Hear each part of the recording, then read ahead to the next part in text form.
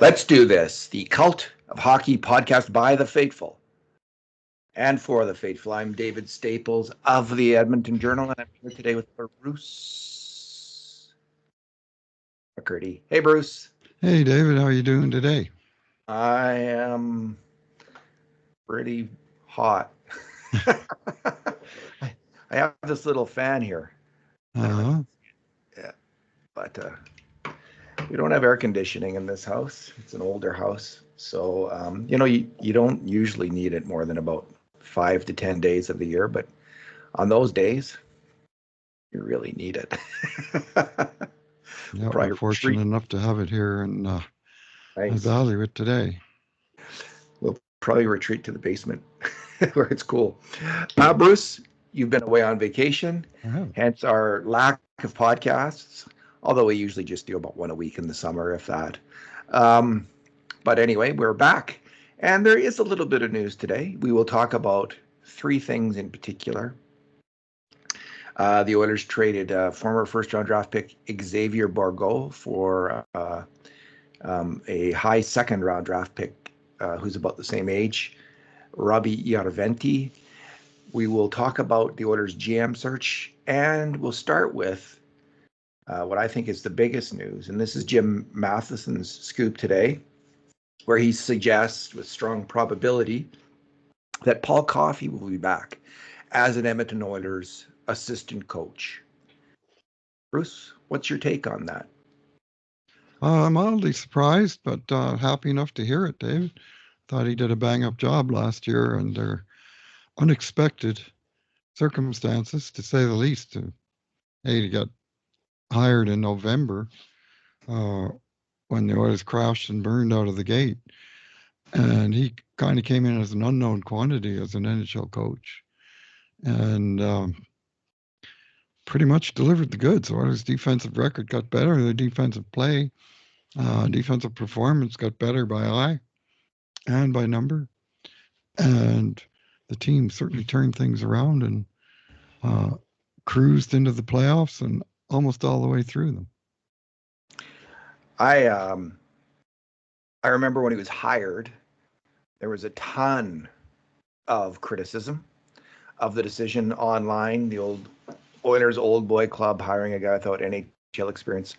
And I get all that, but it's interesting. In European football, you often see players promoted fairly quickly from superstar player ranks right to the top of the heap. Yep. And it's just assumed that maybe based on the fact that they've been at that level for 2 decades and have played for 5 or 6 or 7 of the world's best coaches on their club and national teams that have played under all these pressure situations and are smart themselves and capable people, that they might know a thing or two about winning. to not coin a phrase. Field generals become off-field generals. Go figure. Yeah. And so just to go back to one of your favorites, how long did it take Franz Beckenbauer to go from superstar player to manager? 10 minutes? Seemed like it. Johan Cruyff. Yeah, well. Another one. I mean, it's just, it doesn't always work, obviously. No, it doesn't always work. But it doesn't always work, but it sure happens.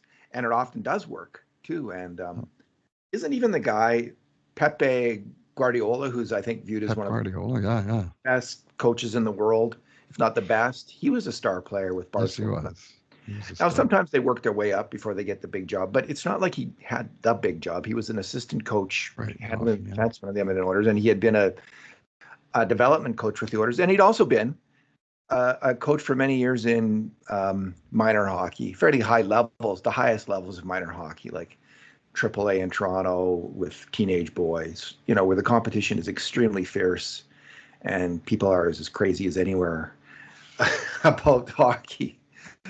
So he said to him, it's all coaching, no different. And he said this after he got the job for a while and was successful in Edmonton. He said there's not much difference no difference, he thought, between coaching kids and players. They all need coaching. They need the same kind of handling, same kind of building of confidence. Anyway, the proof was in the pudding of whatever was attempted. And I was open to the fact that he could come in and do a good job. I thought that was a distinct possibility. And I think that proved out. And what we saw with almost all of the players, save for perhaps Darnell Nurse, is an increase in their increase in their execution. So we saw them actually make plays they hadn't been making, more consistently making them under Coffey than they made them in the past, more consistently getting involved in the attack, more consistently making long passes, making good decisions with the puck. And I think that was to a man on the Oilers' defense. I cannot think of one defenseman, save for Darnell Nurse, who didn't, I think, improve his game either marginally or significantly under Coffey. And the reason I'm excited about this, Bruce, is Philip Broberg was not there the whole year under Coffey. Right. The guy is an immensely talented hockey player, and Coffey took a chance on him in the playoffs, putting him in the lineup, and he did well enough. But I have a feeling that under Coffey's tutelage, Philip Broberg will be an absolute all-star. Well, that's a bit too. David, I was going to say Philip Broberg is, of all the guys on the team, who's going to benefit from Coffey coming back for his second year. Broberg should top that list. I think most of the guys, like if he just stayed the 1 year, I think he would have left a lasting impression with all the guys that he coached. But of those guys, the guy he coached the least was Broberg, because he spent, 4.5 months down in the minors after the coaching change, and they decided to go from 7 defensemen to 6. He was number 7.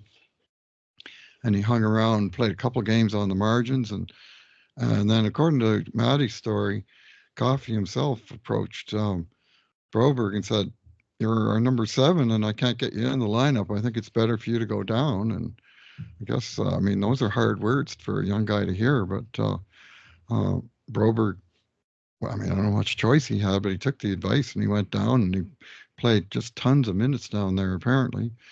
And when he came back late in the season, and when he got his chance in the conference finals, he looked ready, and he looked good, and he looked, we saw, I think, a little bit more of the complete player we're eventually going to get out of Philip Broberg, which is not just winning races to pucks and distributing them out of his own end, but actually jumping up into the play and becoming more involved in the attack.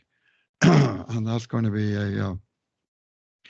a key, because if he can add that element to his game, he's got the potential of being an impact player. He has a great ability to stick with attackers as they're rushing into the Oilers zone. Yes. Better than any other Oilers defenseman, I think, even now. He's able to, because he's got the size, agility, and good stick and strength, reach to, they can't get around him. He's pretty good at that, and like every defenseman gets beat now and then.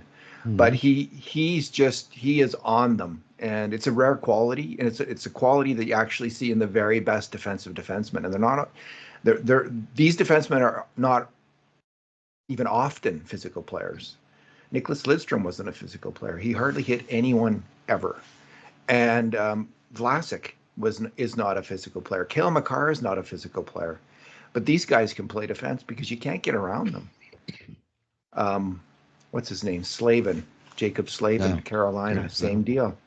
So I think Lady Bing winner. He has that potential to become that kind of defender. Whether he reaches it or not, I don't know. We'll see about that. But I see that same kind of ability. Now, what Coffey is teaching, what I noticed with, especially with Bouchard and Ekholm, Ekholm came in here last year and was already making great passing the puck at a level that we hadn't seen in Edmonton in some time. But I thought Bouchard really stepped up. Philip Bouchard was already throwing a lot of long bomb passes. But I thought both he and Ekholm, Kulak, Ceci, all of these guys started to look for what I will call the Nicholas Lidstrom pass. Whenever I watched the Red Wings, I hated it, because every time that damn Lidstrom got the puck, he would immediately find a guy way down the ice for a long pass, send it his way, and Detroit would be on us again. That's what he did all the time. Paul Coffey was not much. He was pretty good at it too, although Coffey liked to lug the puck. But Coffey could also really rip those long passes, and often did. Oh, yeah, he was. So, it wasn't his game was also skating with it. Lidstrom wasn't much of a skater with the puck, but man, he moved that puck. And what I saw from Bouchard is that old man game that Lidstrom played on the attack and starting a little bit more on defense as well, where you're reading the play and covering off the slot area, not worrying so much about battling in the corners, but worrying about picking off the pass before it can go to someone in front of the net. And I don't know if Coffey's also teaching that or not, but I saw both those developments in Bouchard's game. Yep. And I'm hoping to see the same kind of, Broberg was in the top four in the Stanley Cup Finals with Darnell Nurse. I mean, arguably they were the second pairing. He did okay. I don't think they were great, but he settled down Nurse. Nurse settled down at least when he was with Broberg to some extent, and they did okay. So I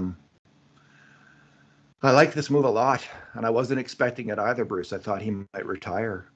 I mean, he just doesn't seem like he's into his family and his business and other stuff rather than traveling around the NHL. So honestly, I had him on my short list of potential GMs. Like, there's no telling who's going to get that job, but he was one of the guys in position that it could have been him. He's got the owner's ear for sure. He's got Jeff Jackson's ear for sure. And, he's been around the block a few times, and depending on how they're planning the structure, anyway, clearly that's not the way it's going to turn out. I thought that might be what kept him around town, but if he wants to be assistant coach again, I'm all for it. I didn't see his personality being like that. GM job is a hard, grinding job to do it well these days. I just see that as like a 24/7, 365 job, just really taxing. And it didn't strike me that Coffey would want that. But and I don't know, that would have been more of a reach in terms of a skill set as well. I'll suggest like that is so many different aspects of man management, contract management, legalese, statistics, all this stuff that comes into play. It's a team effort these days, and the Oilers have built up a fair management team, starting with Jeff Jackson, who I would suggest will be a hands-on CEO of hockey operations. He already is, yeah. I mean, he is. Since he came to Edmonton and fired Tyler Wright as head scout. I mean, that happened late last August, shortly after Jackson came to town, and Jackson just got him out of there and brought in his own man because he needed his own man for the coming draft, right? He didn't want to rely on Tyler Wright because he wanted Pracey, so he got him. Jeff Jackson obviously had it's just hailed from coast to coast by NHL insiders as a great offseason at this point. And it's not over yet. We'll see what happens next because there's some big contracts to sign with with Draisaitl and possibly with Bouchard. So we'll see about that. Bruce, the GM job, the more I think about it, I like Jackson's approach. I think he is going to be heavily involved. He is going to be the top person in hockey operations and deeply involved in what would have formerly been known as the GM's job in a lot of ways. But it's things are so much more involved now. As you say, it is broken up. And as he's described the job, he wants someone who's experienced. And apparently he's got a family in Ontario. He doesn't want to be in Alberta the whole winter. He wants to run things from afar and have somebody. He needs a GM there, like Ken Holland was there on every trip, at every game, doing that job, managing the day in, day out of the team. Right. And that's what he's looking for. And I can see why you'd want someone really experienced, someone who's a good people person, someone, you don't necessarily have to be Sam Pollock in terms of making trades. Because Jackson is going to be fulfilling that role, I believe. So the names saying things, I'm pretty sure. Obviously seems pretty obvious, yeah. So the names that are sticking: Mark Hunter, who was with Toronto, runs the London Knights with his brother Dale Hunter. Jason Botterill, who. And I didn't know this when we first talked about him. I shouldn't have spoken. I was a little bit negative about Botterill when his name first came up. But he was part of that Pittsburgh Penguins organization that won 3 Stanley Cups. And he, when you look at elite hockey prospects, he's called the GM of the Wilkes-Barre Scranton AHL team, and that team provided a ton of talent for the Pittsburgh Penguins. So he worked with Rutherford and Shiro, I guess, would have been the two main GMs at that time.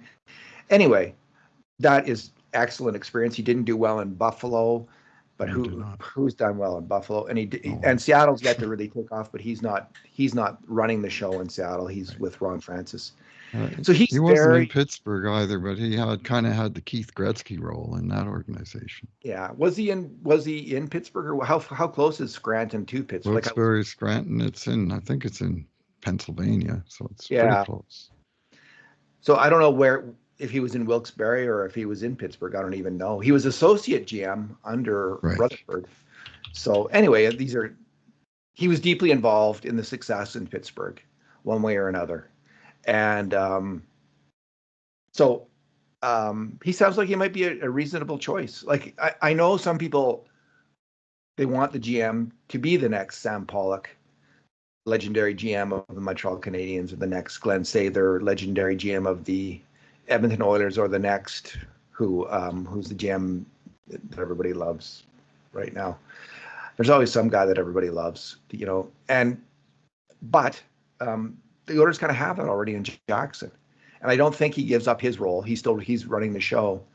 And in the end, they live and die with Jackson's final decision making. He's got to surround himself with the best advice he can get and the best help he can get. But he's going to be making the major plays and the major calls as I see it. So I'm not that worked up about this decision, actually, Bruce. I just think they're going to hire someone who's reasonable, competent, and get the job done. And this is the Jeff Jackson show. Yeah, like he might have the title of GM, but he's got, he'll be a central figure, but a layer below the major decision making. To me, and they've tried similar models in other places, and you're never really quite sure what's going on. In Toronto with Shanahan, for instance, who's making the decisions there, and Colorado with Sakic, who's I believe now got some other title above GM, but that he's a player in that organization's decision-making process. It seems like more and more of a team effort. Like there's levels of management, and there's guys in Edmonton that you don't hear much about, like Bill Scott, who does a lot of the number crunching for the team. And I'm not saying he's going to be the GM. I'm just saying he's part of the team. Yeah, and Brad Holland's on the team still. Yeah, absolutely. Yeah, so there is a lot of people there, and it's not like before where there's one guy like Glenn Sather, right? Like he was the guy. Who also happened to be the coach in his spare time. And he reported to the owner, and he told the trainer, you can only give those guys one pair of laces a game, and he enforced it. So he was a little different operation, leaner operation in those days. But he hired the play-by-play guy to be the travel secretary in his spare time.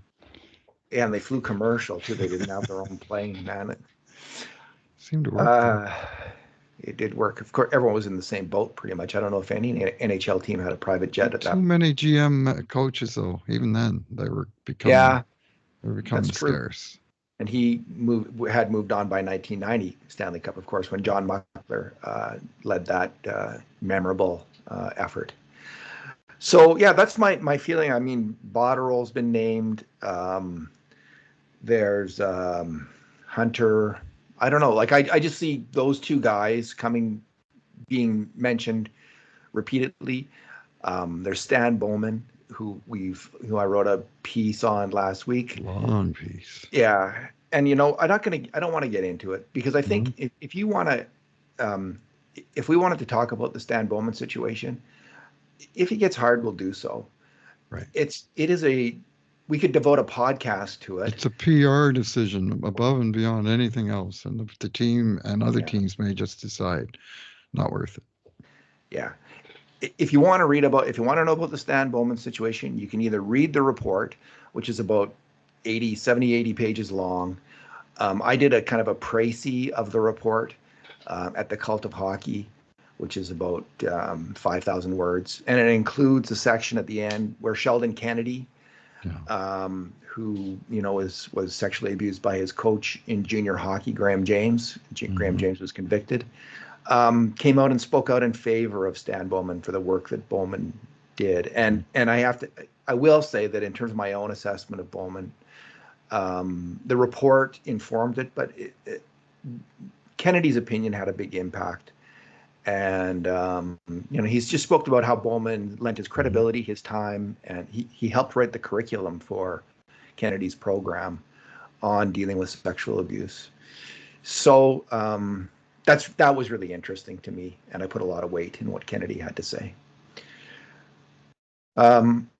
Anyone else that's still popping around? Lawton's name's come up, but I don't think it's going to be Lawton. I don't see it now.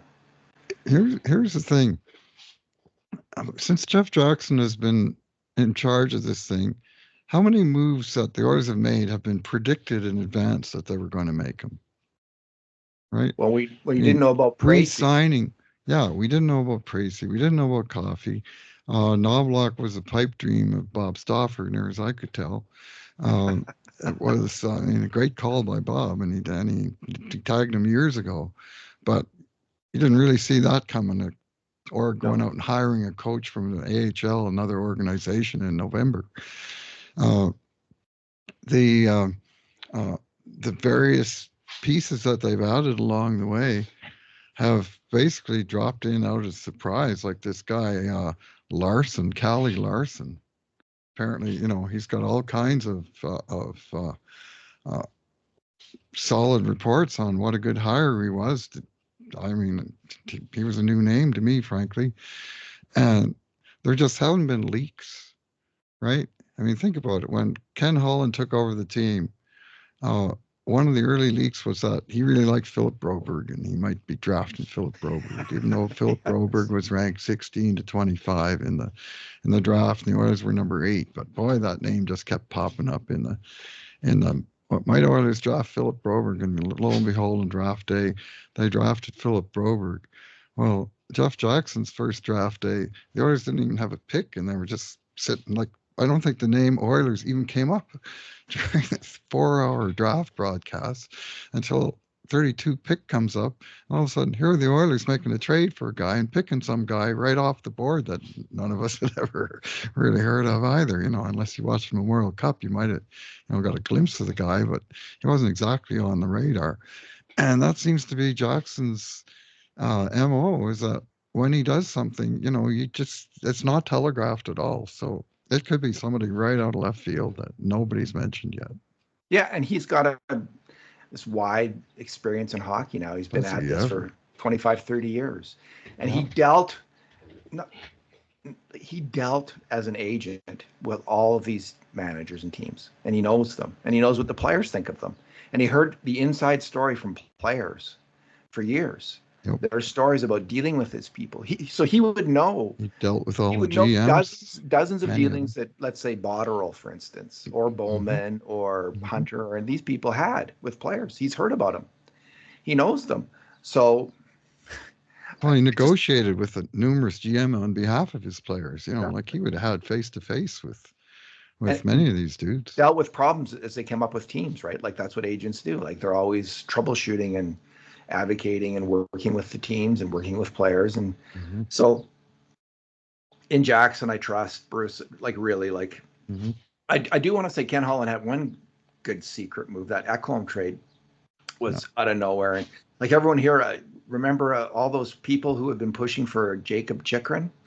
They're awfully quiet now about the old Jacob. Ottawa's already moved on from the guy. They're strong, Jacob. No, everyone's like, they'll go on forever. Like you should have taken Matthew Boldy or Cole Caulfield over Philip Broberg, but they will never say.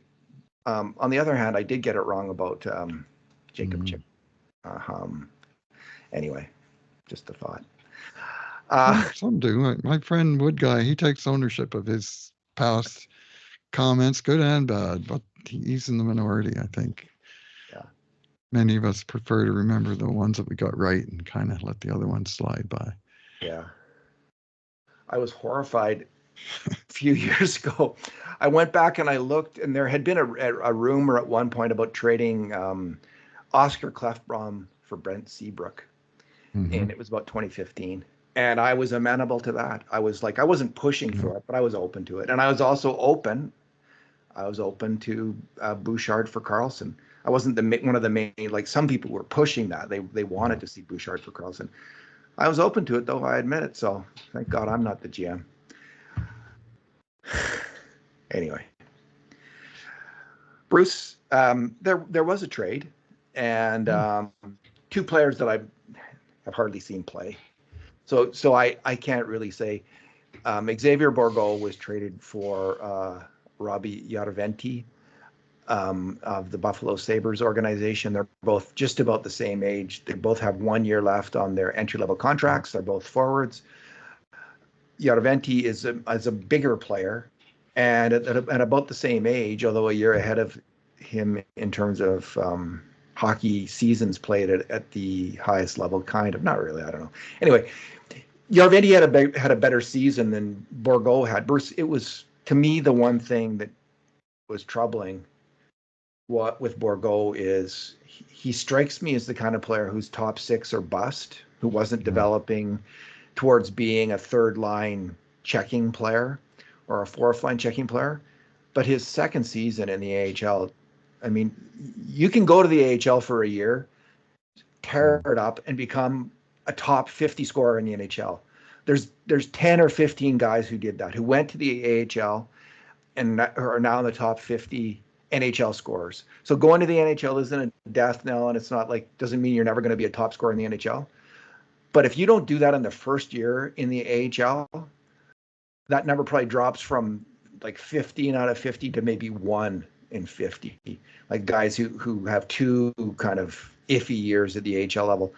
Bourgault had a decent rookie season, and then it was just super disappointing, his scoring in his second season. He went backwards. So I just stand still. He went from 34 points in 62 games, which with is okay, 117 shots on net, to 20 points in 55 games with 88 shots on net. So all of his totals dropped. He played 7 less games, but his totals dropped way more than that. And he wasn't just sort of treading water; he was drowning. And for second year in the AHL, like sometimes a guy first year, or certainly first half of the first year, it takes him a little while to adjust to the pro ranks. But this Bourgault's second full year, and he was drafted 1 year after Jarventie, but the difference in age was just 2.5 months. Yeah. The difference in pro experience is a full year, and that's because Jarventie came over at 19 and played a full year in the AHL, and his contract was allowed to slide because he didn't play in the NHL that year. So they're contractually in the same boat, 1 year left on the ELC with plenty to prove. But Jarventie had 20 points in 22 games. Bourgault had 20 points in 55 games. I mean, I don't get the trade. No. It's a bigger. He's got a knee injury. Yes, and he does. He may not even be.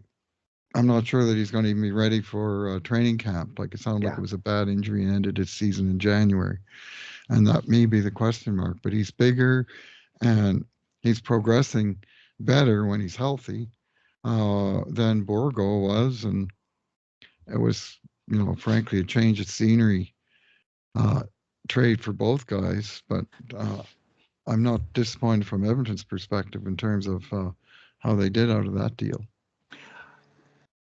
What I might guess is there's someone in the Ottawa organization. Was it Ottawa? Yeah, it was Ottawa. I think I might have said Buffalo. It's Ottawa that liked Bourgault a lot as a major junior player. Listen, the first time I saw Bourgault, I've seen him in a few games, and man, he does strike me as a highly skilled hockey player. Like, he can really handle the puck. He struck me as being pretty good along the boards. Like, there was a lot to like about Xavier Bourgault, but it just fell apart. And now I think I've read online, and these are just like rumors or whispers. I can't recall how credible this is, about maybe some iffy practice habits or physical training or stuff like that. But just forget I said that, because it's not credible. I do. Yeah, fair enough. Anyway, by grain, I mean boatload. Yeah, the results weren't there. Definitely not there. That's fair.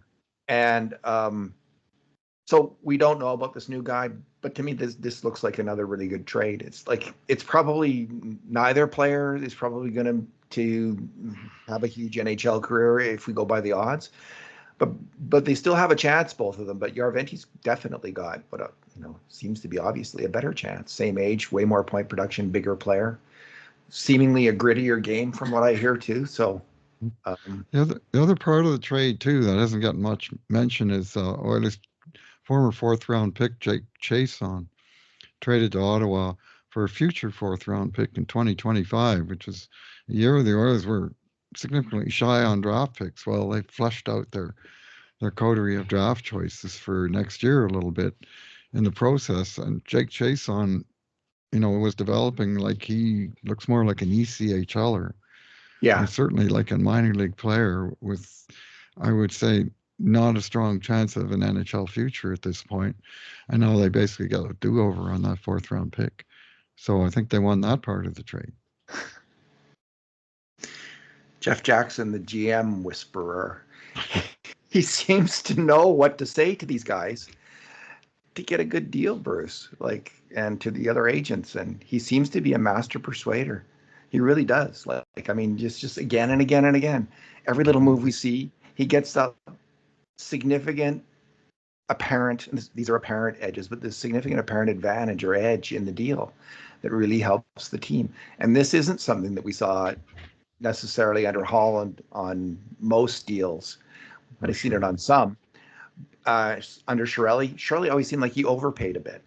It was maybe, except for the Cam Talbot trade early on, and maybe the Cassian and Maroon trades early on. After that, it just seemed like his touch went out the window, and he seemed to get beat constantly, a little bit or a lot. So Jackson, it seems like he just waves his hand and says, "These aren't the droids you're looking for," and it works. So. Do that again, Bruce. You look like a little bit like Alex Guinness there for a second. The white beard fooled you. He's a little handsomer. Is he? Yeah. I don't know. Better actor for sure. There you go. Obi-Wan Kenobi. All right, Bruce. Have we covered the territory? I think we have. Anything else? Oh, yeah. It was GM. It was Coach Coffey, and it was the trade. We'll probably have a GM this week, I guess. The new GM. It should be coming soon. One of the things that is kind of being held in abeyance through all this is the Draisaitl negotiations.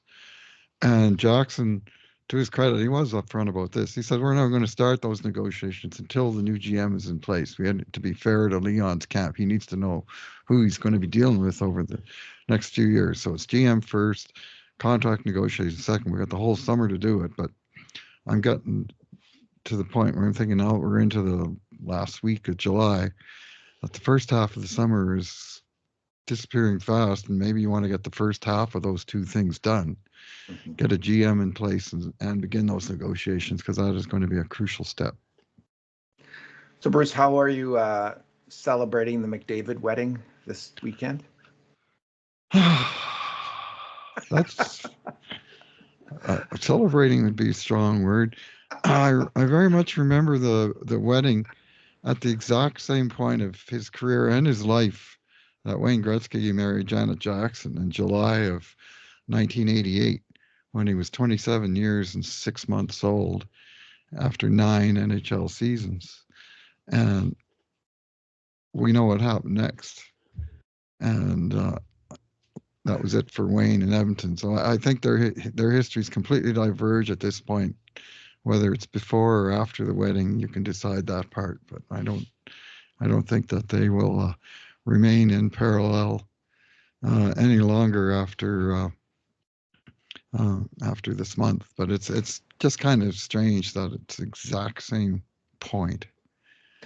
And it was the last thing Wayne Gretzky did in Edmonton was get married. Of course, Connor's not even getting married in Edmonton, so I guess that universe is already split. Yeah. Bob Stauffer mentioned on the show yesterday, I think it was, that he has a great deal of certainty. I don't know if he said that exactly, but he said he says I'm sure Leon Draisaitl will be signing here long term. So seems reasonable. Bob usually gets, that's a pretty big thing. It's been hinted at strongly on Oilers now for some time. Jackson has said, well, we'll start negotiating when I think what he's waiting for is Leon to give the thumbs up to the new GM before the contract that it's already agreed on is signed. That's my take on it. And I expect that'll happen, and then it'll be a little bit of a plum maybe for the new GM. Maybe he can get some credit and get off on a good foot with the Oilers fans are not that critical and skeptical of GM. So, but maybe he can get off on a good foot. No truth to the rumor that the new Oilers GM will be Peter Draisaitl. I stole that one. That was a text line on Low Tide Show today. Somebody suggested Leon's dad. Well, he does have the hockey chops, but anyway, I don't think that's quite the way it's going to work out. But I do think they're going to want to find, someone that's not going to be a problem in that front. And as Jackson said, as soon as that guy's hired, then it's full speed ahead on the negotiating front. It'll be disappointing to me if it's not a done deal before training camp. Oh, yeah. I think it probably will be. Oh, there was one other piece of Oilers history, Bruce, and you may have known this, but this was news to me. Mark Messier was on the Spitting Chicklets podcast, and he mentioned on that. So about 10 years ago, Terry McConnell's book came out, Jalen Nye's book on Pocklington came out, and in that book, for the first time after decades of denial, Pocklington admitted that he got $2 million for Messier in that transaction. $2 million, I heard $5 from the New York Rangers. He said $2. Okay. And I believe him. Thousands wouldn't. Rumor at the time was $5 million, but he always denied it. And he did. It was denied for years. And then after he kind of hinted that he had gotten money sold in the book. So I called him up, and Pocklington told me that he got $2 million. Oh, okay. And he said from the horse's mouth. He said no one ever denied that there was money involved. Oh my goodness. Anyway, whatever. Such is life. So, but anyway, Messier said, though, on the Spitting Chicklets podcast that after they lost in the 91 playoffs, he went to Glenn Sather and said, I'm out. I'm done. I've had enough. It's time for you to move on, this team to move on, and it's time for me to move on. And he requested a trade out of town, and Sather immediately said, where would you like to go? And Messier said, Manhattan. And Sather said, sure.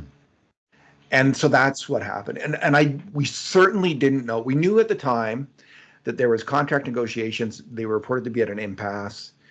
We did not know at the time that Messier asked to be traded.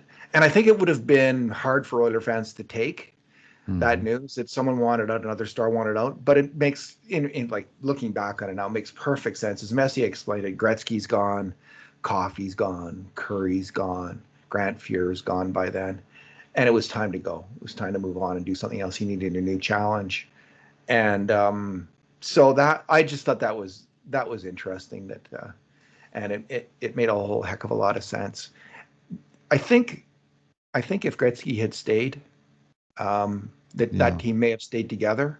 And if they had kept the gang together, and this will be the task of Jeff Jackson, is to keep the gang together. And I don't know how big the gang is, who the key guys are in the gang.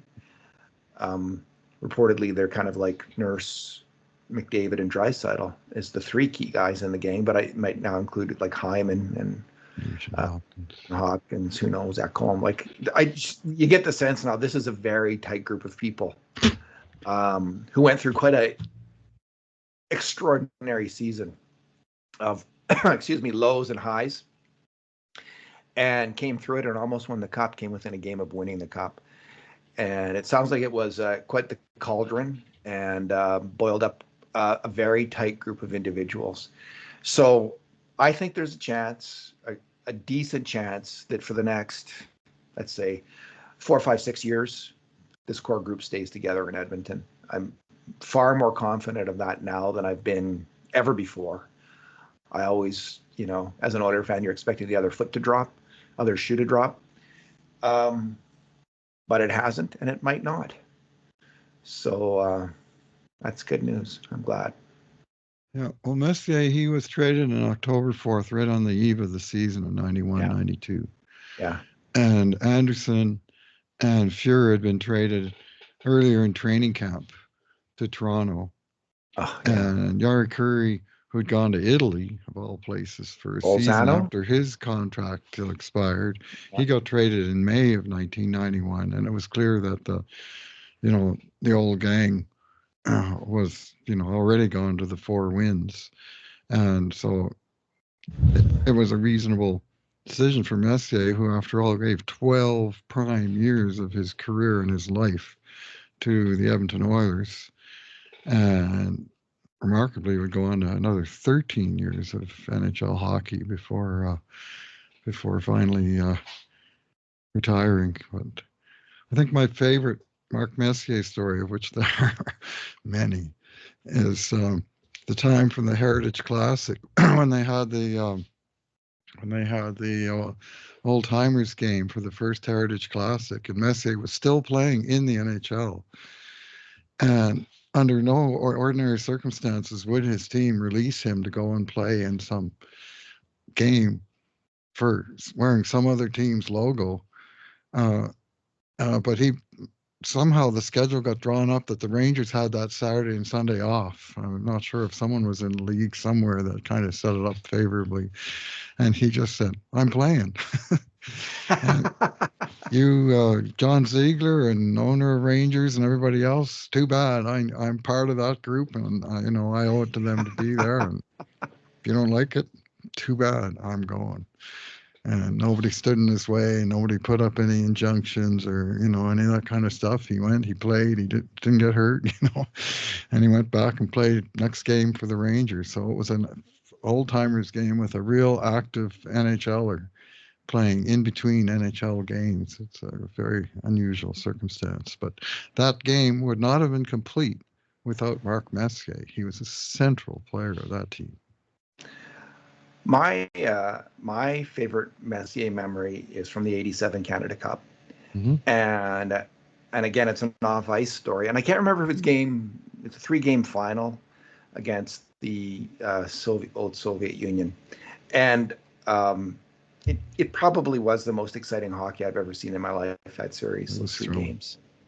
And Canada, I think it might have been the last game. Canada's down, I think 3-0 or 3-1 after the first period, and Messier comes in to the dressing room and says, "We've got them just where we want them, boys." Yeah, it was 3-0. They got the Russians got a 3-0 lead, and I mean, I don't know what the score was between periods, but it was 3-0. One point, they cut it to 3-2. Russians got one. Canada just kept coming. Eventually pulled it out, and it was indomitable willpower of guys like Messier that were a big part of it, in my opinion. And the incredible talent of Wayne Gretzky and Mario Lemieux. All right, Bruce, let's leave it there. Good luck to everyone in Jasper and any other Alberta town right now threatened by fires. That was a harrowing news flash last night. Now I understand that it actually was a little bit overstated. Yes. So they said the fire was 5 hours away from coming to town, but it was actually they had 5 hours to evacuate. Yeah, someone misspoke. It was a terrifying news release. Sure was. Like, who says that anyway? They screwed it up. That's not a good screw up. But anyway, whatever. This was a screw up in the right direction in the end game. It was. Yeah, hopefully wasn't quite as dangerous as it sounded. We all have so many memories. Everyone of Jasper in this province is just part of our the fabric of this province. So to think of it threatened by fire is harrowing and distressing. We're having our 46th annual hockey draft there this October, and I bet you we've had 15 of them in Jasper over the years. And it's, kind of our go-to destination. And of course, I've also been involved in the Jasper Dark Sky Festival on a number of occasions. So there's lots of connections there, and me and lots of Albertans and lots of Canadians and lots of travelers love Jasper. So wish them all the best. I saw game 3 of the Canada Cup in '87 in a Jasper hotel room where I was watching it. It's covering a story there. All right, Bruce, thanks for talking tonight. Thanks for listening, everyone. And in the meantime, and in between times, this has been another edition of the Cult of Hockey podcast.